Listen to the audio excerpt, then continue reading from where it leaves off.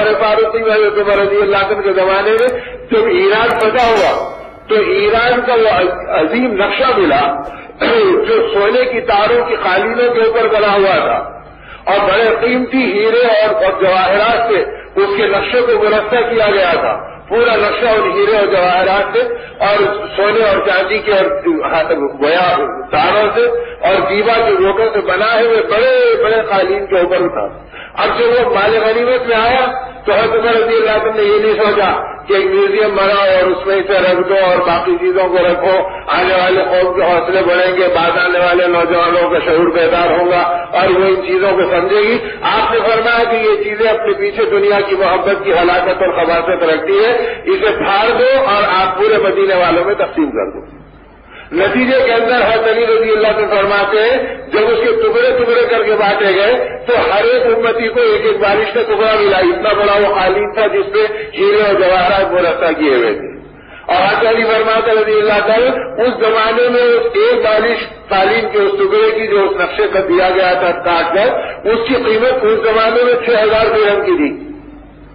اگر ہمارے زمانے میں ہوتے 6 کروڑ بول لو تو کوئی عیب کی بات نہیں, مبالغے کی بات نہیں. تو ایسی چیز کو بھی سیدنا عمر رضی اللہ عنہ نے اٹھا کے رکھنا گوارا نہیں کیا. تو دور صحابہ میں کوئی میوزیم نہیں, کوئی کتب خانہ نہیں, کوئی نئی کتابوں کی طباعت نہیں. ایسا لوگ آ رہے مختلف علاقوں کے لہٰذا وہاں پر ایک کتاب بھیج دو, اسلام یہ ہے, اللہ کے نبی صلی اللہ علیہ وسلم کی تمنا یہ تھی. بلکہ یہ تھا کہ انسانوں کو بھیجو کہ تم اپنی قبریں وہاں پر بنا لو اور اللہ کے دین کو دنیا میں عام کر دو. اپنی ماؤں کو آخری بار دیکھا, الوداع کر دیا. اپنے بچوں کو آخری نگاہ دیکھا اور صبر کر کے چلے گئے. بیویوں کو دیکھا اور رخصت کر دیا کہ بھی سہاگ رہے گا یا اجڑے گا وہ اللہ کے علم میں ہے, بچے گا تو آ جائیں گے اور اللہ کے راستے میں خبر بنے گی تو قیامت کے دن حوض کوثر پہ اللہ ملائیں گے اور نبی کریم صلی اللہ علیہ وسلم کے سامنے تمہاری ہماری ملاقات ہو جائے گی. ان جذبوں کے ساتھ اس امت نے دعوت کا کام کیا. کوئی دنیا کی اغراض نہیں تھی, کوئی طلب نہیں تھی, کوئی اپنا ذاتی شوق نہیں تھا, بس ایک ہی تھا. اس لیے بقول ہمارے اکابر کے انبیاء علیہ السلام کتب فروش نہیں ہوتے تھے, وہ کتابیں بیچنے کے لیے نہیں آئے, وہ تو دین سکھانے کے لیے آئے, ایمان بانٹنے کے لیے آئے, ہدایت دینے کے لیے آئے. اور ہدایت بھی گئی تھی, آنکھوں میں آنکھوں والی ہدایت, زبان میں زبان والی ہدایت, بدن میں بدن والی ہدایت. اب وہ ہدایت ہر شعبے کی ملی. ایسی ملی کہ صدیق اکبر رضی اللہ تعالیٰ نے نوالا چاپ رہے ہیں اور یہ کہہ رہے کہ نوالا ہضم نہیں ہوتا اور میرا پیٹ بے چین ہو رہا, تھوک دیا. معلوم کیا تو پتا چلا ہے بغیر اجازت ذبح کی ہوئی بکری تھی جس کا گوشت منہ میں آ گیا تھا. تو ایمان ایسا بنا تھا, ہدایت ایسی آئی تھی کہ آتے حرام کھانوں کو قبول کرنے تیار نہیں. اور آج تو ایک بھی زبان کا کٹورا پن جہاں سے پورا ہو گیا بس اس کو قربان. اب نہ نماز سمجھ میں آ رہی, نہ روزہ سمجھ میں آ رہا, نہ حکم الہی سمجھ میں آ رہا. اور پھر یہ سمجھ میں آ رہا کہ دین میں ہی سمجھ گیا, اور پھر یہ سمجھ میں آ رہا کہ دین میں ہی سمجھ گیا. مزید شیطان کا بگاڑ یہ تو پھر یہ سمجھ میں آ رہا کہ دین تو میری سمجھ میں آ گیا. اب یہ دین اس طرح سے اندر یہ بنایا تھا کل جبکہ کلمے کا پہلا دفعہ گئے تو پہلا کر دیتا کہ تم اللہ کو پہچانو, تم زمین آسمان کو پہچان گے, تم چاند سورج کو پہچان گے, تم اپنے کھانے پینے کی لذتوں کو پہچان گے, تم اپنے کمانے کی صلاحیتوں کو پہچان گے. لیکن ان ساری چیزوں کے دینے اور بنانے والے خالق و مالک کو پہچانے کے بعد زندگی گزار. پہلے تم اپنے رب کو پہچانو جس کے قبضے میں ساری حاجتیں. تو ایمان کی دنیا اگر ہدایت کے دروازے یہاں سے بولتا کہ تم اپنی نگاہ کو ایسی بناؤ اور اللہ سے مانگو اور یہ محنت دعوت بھی کرو کہ نگاہوں میں بات جائے گا کہ جو کچھ ہو رہا ہے وہ اللہ کے قدرت سے ہو رہا, اللہ کے غیر سے کچھ نہیں ہو رہا. کہ نگاہوں میں بات جائے گا کہ جو کچھ ہو رہا ہے وہ اللہ کی قدرت سے ہو رہا, اللہ کے غیر سے کچھ نہیں ہو رہا. اب یہ یقین آدمی کے دل کی گہرائی میں بیٹھ جائے. اور جب یہ بیٹھا تھا تو پھر کیا چھوٹا کیا بڑا, ہر ایک کو پھر دین اور ایمان پہ مر مٹنا آسان تھا. پھر اپنی زندگی کو اس کلمہ نماز پہ لگانا آسان تھا. ابھی تو نہ کلمہ بنا نہ نماز بنی. اب حدیث بات میں آتا کہ جو آدمی نماز چھوڑ دے وہ تو خدا کی سزا اور عذاب کا شکار بنے گا, اور جو ایسی نماز پڑھے کہ جس کی نماز کے اندر اسے ہوش ہی نہیں کہ میں کیا کر رہا ہوں, یہ نماز اس کی پکڑ کر آئے گی, وہ اس پہ گرفت ہو جائے گی. اور جو نماز ایسی پڑھے کہ کبھی اللہ کی طرف دھیان کبھی غیر اللہ کی طرف دھیان, تو فرمایا اس نماز کے اوپر اللہ رب العزت کی طرف سے کوئی غیبی فیصلے نہیں ہوں گے. اور جو ایسی نماز پڑھے کہ اس میں کھو جائے کہ اللہ کے علاوہ کوئی اس کے سامنے نہ ہو، فرمایا اس کو اللہ کہیں گے یہ میرا مقرب بندہ ہے۔ تو اپنی نماز کو نماز بناؤ۔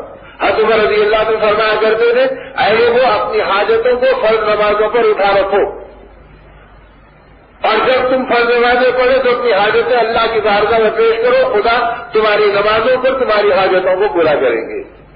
اب نماز سے برکت کے لیے رہ گئی اور حاجت کے اور پیٹ کے لیے میری اپنی تدبیریں رہ گئی۔ ان تدبیروں سے پہلے اور تدبیروں کے بعد اور تدبیروں کے درمیان اللہ کو یاد کرنا، اگر اللہ کو یاد کریں گے تو تھوڑی سی مزدوری میں بھی اللہ برکت دے دیں گے، اور اگر اللہ کو یاد نہیں کریں گے تو آج بے شمار زندگیاں ہیں، کروڑوں کما کے پریشان ہے، لاکھوں کما کے پریشان ہے۔ آدمی سوچ نہیں سکتا سر میری ماہانہ آمدنی 1 لاکھ ہے، میری ماہانہ آمدنی 3 لاکھ ہے، لیکن رات کو سو نہیں سکتا، گھر میں سکون سے رہ نہیں سکتا، بیوی بچوں میں ایک فتنہ اور شیطان اور طوفان میں بدتمیزی مچا ہوا ہے، کیا وظیفہ ہے بتائیے تاکہ یہ مصیبت سے نکل جاؤں، کوئی دعا کر دو تاکہ مجھے سکون مل جائے۔ آج یہ مال والوں کی مصیبت یہ، اسی لیے ہمارے حضرت ایسا فرمایا کرتے تھے یاد رکھو کہ اسباب کی کثرت آدمی کو بزدل بنا دیتی۔ آدمی ہمارا اسباب مل گئے تو کام بن جائے گا، نہیں، اسباب کی کثرت آدمی کو کمزور بنا دیتی ہے، بزدل بنا دیتی ہے۔ اسباب کی قلت میں یہ اللہ کی طرف بڑھتا ہے اور اللہ کی ذات سے نظر رہتی ہے، اور جب اللہ کے غیر میں لگتا ہے تو غیر اس سے ہمیشہ پھانستے ہی رہتا ہے، اور یہ پھانسا اس کے گلے سے اترتا ہی نہیں، اور یہ اسی چکر میں زندگی گزارتا۔ اس لیے ہر نبی کی دعوت پہلی یہ رہی کہ تم اللہ کو پہچاننے والے بنو، تمہارے مسائل کا دروازہ یہاں سے کھلے گا۔ ارے صاحب تو ٹھیک ہے اللہ کا نام لیتے ہیں لیکن یہ کریں گے یہ کریں گے یہ کریں گے، بھائی تم جو کرو اللہ کی منشا کے مطابق کرو اور حضرت محمد رسول اللہ صلی اللہ علیہ وسلم کے طریقے کے تحت میں کرو۔ اور صحابہ نے نازک موقعوں پر بھی اپنے نبی کے طریقے کو نہیں چھوڑا۔ حضرت عمر رضی اللہ عنہ کے زمانے میں ہرمز نامی ایک جرنیل تھا جو ایران کے سپہ سالاروں میں شمار ہوتا تھا، وہ گرفتار ہو گیا، اس کی گردن پہ کئی ایمان والوں کی زندگیوں کا مسئلہ تھا۔ اب نتیجے میں جب اسے پکڑ کر لائے تو وہ سمجھ گیا کہ اب سوائے اس کے کہ میری بوٹی بوٹی الگ ہوگی، کچھ اور نہیں ہوگا۔ اللہ کی کرنی یہ ہوئی کہ اس نے کسی تدبیر سے اپنے آپ کو کھول لیا اور پھر رائے فرار اختیار کی۔ حضرت عمر رضی اللہ عنہ کو بڑی فکر ہوئی کہ یہ چلا گیا، آپ نے پھر صحابہ کو دوڑایا اور سرحد مدینہ سے پہلے اسے پھر دوبارہ گرفتار کیا گیا۔ اب جو پکڑ کے لائے تو اسے کامل یقین تھا کہ اب سوائے اس کے کہ میرے خون سے مدینے کی زمین رنگین ہوگی اور اب یہ میری آخری سانسیں ہیں، وہ کانپتے ہوئے چلا آیا۔ جب وہ آیا تو اس کا بدن کمکما رہا تھا۔ حضرت عمر رضی اللہ عنہ نے فرمایا کہ اسے پانی کا پیالہ پیش کرو تاکہ یہ تھکا ہوا ہے پہلے گھبراہٹ نکل جائے گی۔ اور جب پانی کا پیالہ پیش کرے تو اس کا ہاتھ کانپ رہا تھا، پانی کا پیالہ اس کے ہاتھ سے چھوٹ رہا تھا اور پانی گر رہا تھا۔ امیر المومنین نے فرمایا لا بات، فرمایا گھبرانے کی بات نہیں، پریشان مت ہو، پہلے پانی پی لے۔ جب لا بات آپ نے کہہ دیا کہ اب تو سکون سے پہلے پانی پی لے گا، کوئی حرج کی بات نہیں ہے، تو اس فوراً صحابیوں نے فرمایا امیر المومنین اب آپ اسے ختم نہیں کر سکتے۔ حضرت عمر نے فرمایا کہ کیا تیری کوئی دشمن سے سازگار ہو گئی جو تم اس کی سفارش کر رہے ہو؟ فرمایا امیر المومنین آپ کی زبان سے وہ کلمہ نکلا کہ آقا نے فرمایا تھا کہ اس کے بعد آنے والا امن سے رہے گا، اسے قتل کرنے کی اجازت ہے۔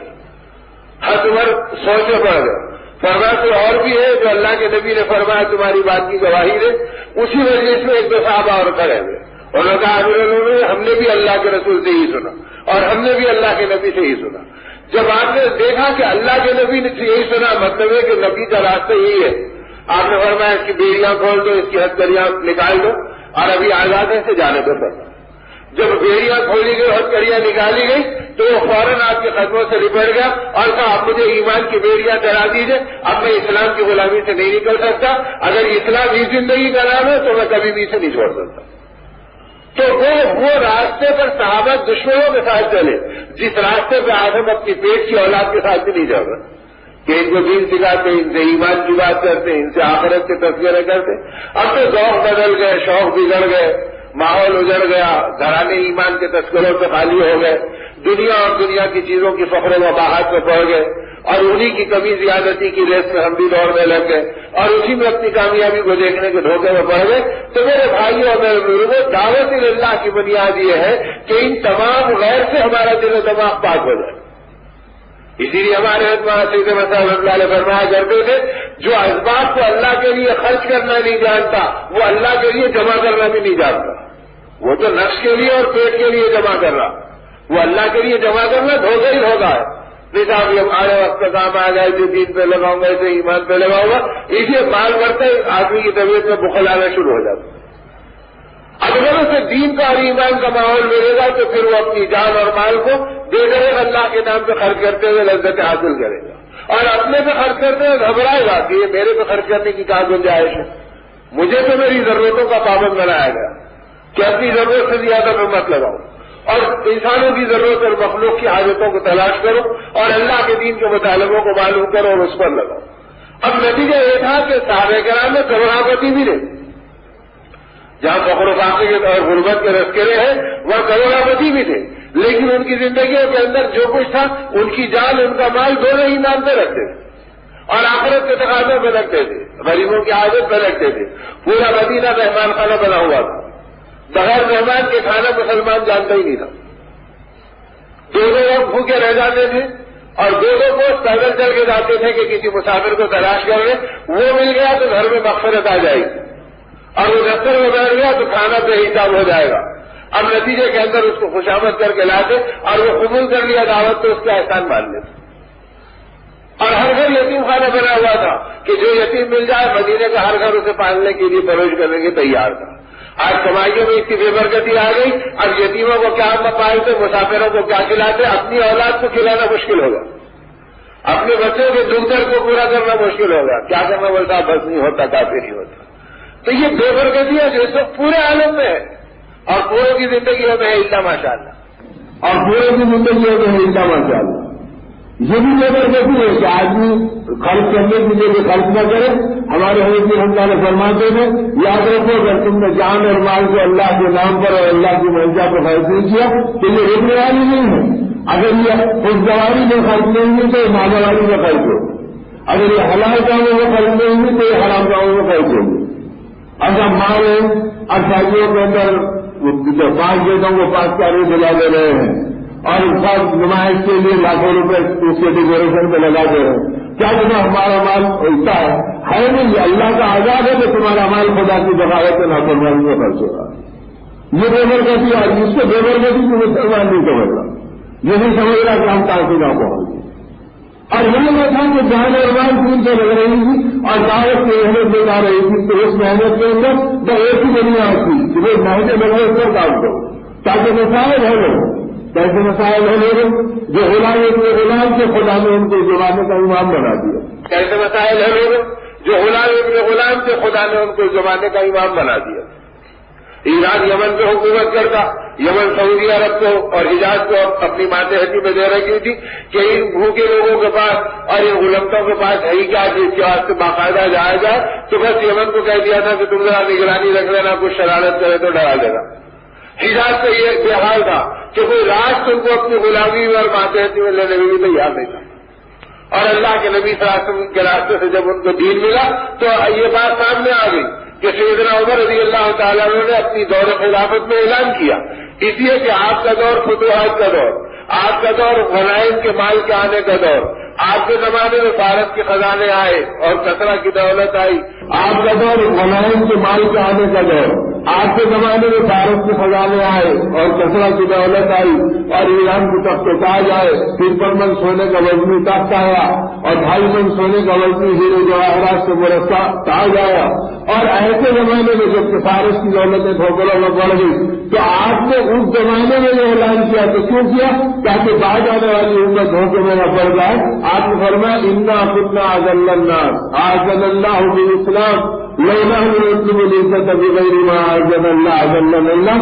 فرمایا اے لوگوں, ہم دنیا کے لوگوں میں انتہائی ذلیل ترین و پسترین لوگ تھے, ہمارا کوئی مقام و حیثیت نہیں تھی. فرمایا اے لوگوں, ہم دنیا کے لوگوں میں انتہائی ذلیل ترین و پسترین لوگ تھے, ہمارا کوئی مقام و حیثیت نہیں تھی. آج صلی اللہ علیہ وسلم, اللہ نے اسلام کے راستے سے ہم کو عزت دی ہے, نہ حکومتوں سے دی ہے, نہ دولتوں سے دی ہے, نہ طاقتوں سے دی ہے, ہم کو اسلام کے راستے سے عزت دی.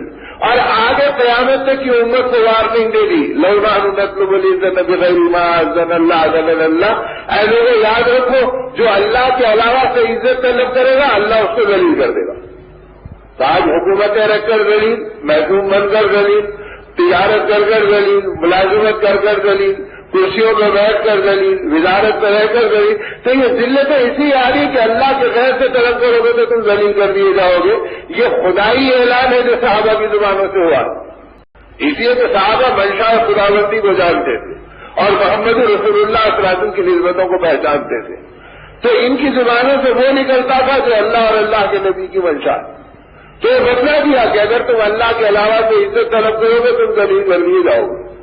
اب رات دن بیٹھے ارے صاحب ذرا ہم یہ میٹنگ کرتے ہیں، ہم یہ کام ہم یہ سوچتے ہیں، میں سوچ، ارے تم جو سوچو اسے اسلام کے سائے میں سوچو، ایمان کے تقاضے کی بنیاد پر سوچو، تاکہ وہ چیزیں تمہاری زندگی کو بربادی سے بچا دے اور حفاظت کی راہیں اللہ اپنی قدرت سے ہم کو دکھلا دے۔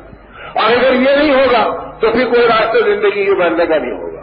اسی لیے ورنہ منتر کا سنتی لمحے سے بہاتی کہ جو میرے طریقے کو چھوڑ دے گا، سنت کسے کہتے ہیں؟ نبی رحمت صلی اللہ علیہ وسلم کا طریقہ زندگی اور آپ کا وہ اسوہ جو امت کے لیے دیا گیا، انسانیت کے لیے بتلایا گیا، اس راستے کو سنت کہتے ہیں۔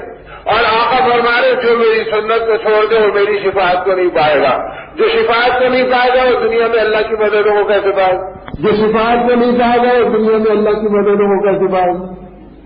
اور طریقہ آپ کا کیا ہے؟ آپ کا طریقہ اور آپ کا راستہ کیا ہے؟ اس کو قرآن میں خود کہہ دیا، قل ھذہ سبیلی ادعو الی اللہ علی بصیرۃ انا ومن اتبعنی، قل ھذہ سبیلی ادعو الی اللہ علی بصیرۃ انا ومن اتبعنی، اے ہمارے نبی کہہ دیجیے کہ میرا طریقہ یہ ہے کہ میں اللہ کی طرف اللہ کے بندوں کو بلاؤں، دعوت دوں پوری بصیرت، اس کامل یقین کے ساتھ کہ اللہ کی طرف بلانے میں ہی مسائل کا حل ہے۔ بصیرت اس کا نام ہے کہ کامل یقین ہو، اس میں قلب میں ذرہ برابر جنبش نہ ہو کہ ہوتا کہ نہیں ہوتا کی، صحیح ہوتا کی غلط ہوتا کی، یہ دعویٰ دے راستہ نہیں، بلکہ کامل یقین اس بات کا ہو کہ میں اللہ کی طرف بلاؤں گا اور اللہ میرے مسائل کو حل کرے۔ تو فرمایا کہ قرآن اس بات کو کہہ رہا ہے، ہمارے نبی آپ کہہ دیجیے میرا طریقہ یہ ہے کہ میں اللہ کے بندوں کو اللہ کی طرف بلاؤں اور کامل بصیرت کے ساتھ بلاؤں، اور میری اتباع کرنے والوں کا قیامت تک میری امت کا راستہ یہی ہے، اور جو میرے راستے کو چھوڑے گا میری شفاعت کو نہیں پائے گا، آقا فرما رہے۔ تو آپ کا راستہ کیا؟ آپ کا راستہ دعوت اللہ کا، اور جب دعوت کی محنت ہوگی تو امت کے ہر شعبے کو اللہ پاک حیات دیں گے۔